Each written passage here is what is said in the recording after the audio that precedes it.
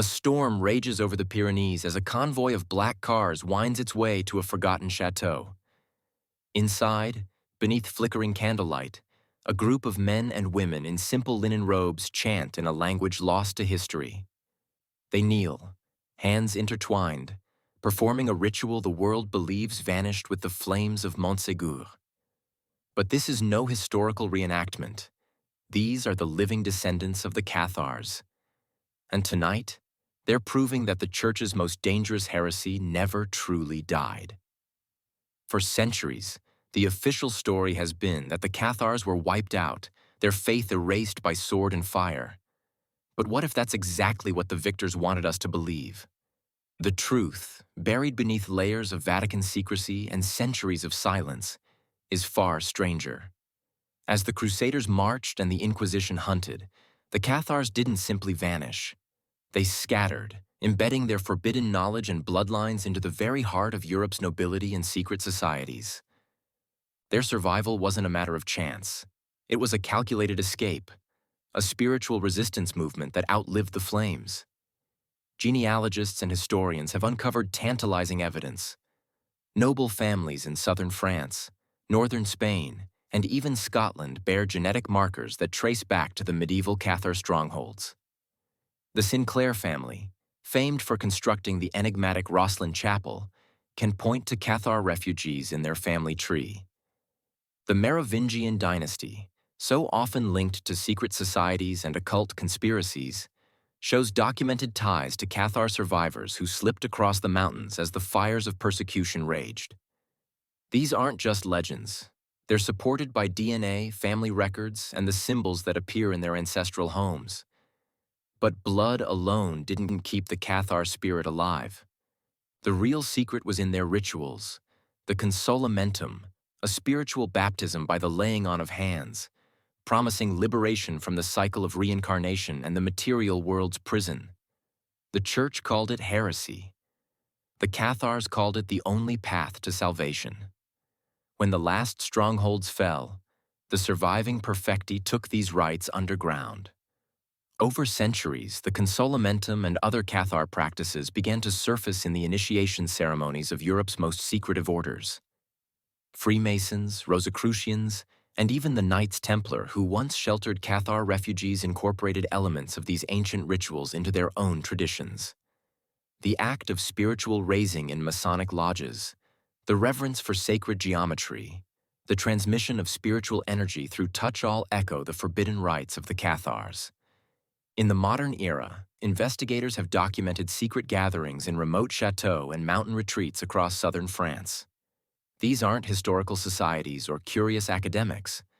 These are multi-generational groups, fiercely protective of their privacy, performing ceremonies nearly identical to those described in Inquisition transcripts from 800 years ago. Participants speak of energy passing through the hands, confessions before spiritual initiation, and a hierarchy of spiritual elites practices that mirror the Pyrenees and Merovingian of medieval Catharism. It's as if time itself has been defied, and the old heresy has simply changed its disguise. Why does the Catholic Church still ban membership in societies that claim spiritual authority outside its own? Why are Vatican archives packed with files on Cathar-related groups, even in the 21st century? The answer is simple. The Church knows the threat never truly disappeared.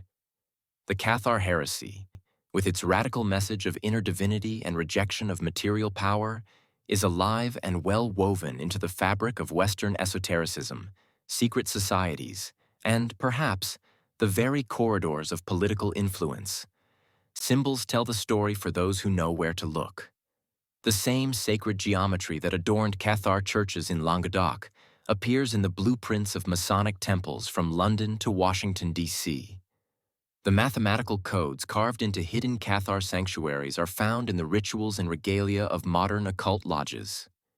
Even the language of spiritual transformation awakening, liberation, gnosis, traces a direct line back to the Cathar perfecti who once risked everything for their forbidden faith.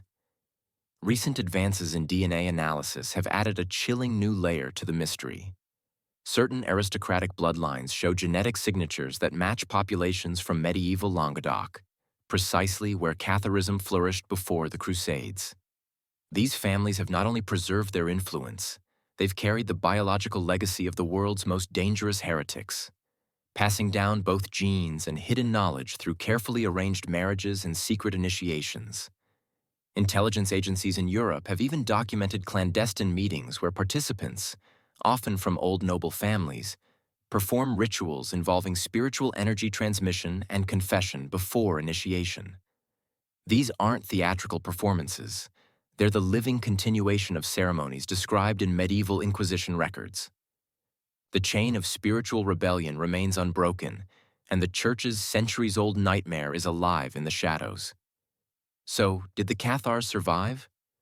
The evidence-hidden rituals, noble bloodlines, secret societies, and genetic proof all points to a single, inescapable conclusion.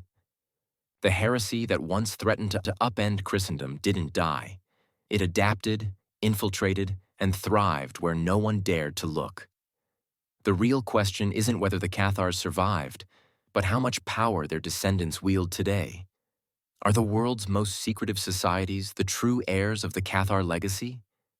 Are their ancient rites still transforming initiates in hidden ceremonies from Paris to the Pyrenees? And what does it mean for our world if the blood of medieval heretics now flows through the veins of those in positions of global influence? Drop your wildest theory in the comments. Who do you think carries the Cathar torch today? Which secret society should we investigate next? Don't forget to subscribe, because next week, we're digging into the Vatican's classified files on modern Cathar activity files they never wanted you to see. The hunt for forbidden bloodlines is just beginning, and you're on the front lines with Sumo Sam.